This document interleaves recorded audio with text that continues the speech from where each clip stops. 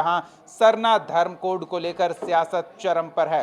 दरअसल सरना धर्म कोड की मांग को लेकर एक दिन पहले कांग्रेसी खेमे ने राजभवन के सामने प्रदर्शन किया, तो जेएमएम पीछे क्यों रहती। इससे पहले हेमंत सरकार ने सरना धर्म कोड से संबंधित राज्य के विधानसभा से प्रस्ताव पारित कराकर राज्यपाल के पास भेजा है, लेकिन वो प्रस्ताव अभी भी पारित नहीं हुआ है। राज्यपाल के हस्ताक्षर की प्रतीक्षा है और ऐसे में सियासत चरम पर हो रही है।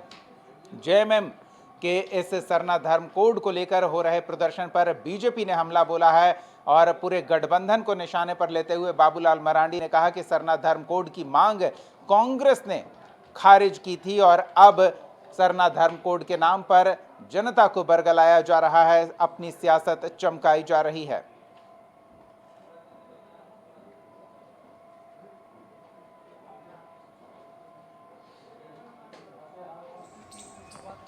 पूरे झारखंड में तमाम जिलों में पार्टी नेतृत्व ने निर्णय लिया है।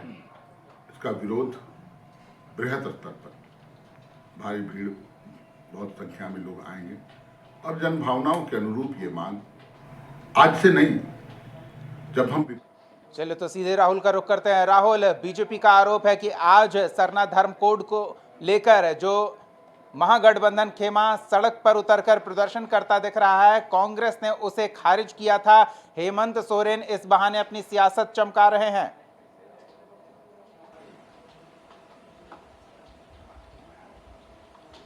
हाँ, देखिए, बिल्कुल जिस तरीके से सरना धर्म कोड को लेकर विपक्षी दल झारखंड में आमने सामने दिखाई दे रहे हैं, इससे साफ जाहिर होता है कि क्रेडिट लेने की होड़ झारखंड में मची हुई है। हालांकि जनगणना की जैसे ही दीपक घोषणा हुई, उसके बाद जनगणना के साथ ही केंद्र सरकार ने जाति जनगणना की भी बात कही थी, उसके बाद ही कांग्रेस क्रेडिट लेने के लिए होड़ मच गई। कांग्रेस लगातार कहने लगी कि राहुल गांधी के दबाव में आकर केंद्र सरकार ने निर्णय लिया है, और उसके बाद जैसे ही जाति जनगणना और जनगणना की घोषणा हुई, उसके बाद झारखंड में सरना धर्म कोड की मांग उठने लगी कि जाति जनगणना का जो कॉलम है उसमें धर्म के कॉलम में सरना धर्म कोड का कॉलम जुड़ना जरूरी है, जिससे कि आदिवासी समाज जो लंबे समय से अपनी मांगों को लेकर सड़कों पर है, उसकी पहचान की लड़ाई है और उस पहचान को देने का काम केंद्र सरकार करे।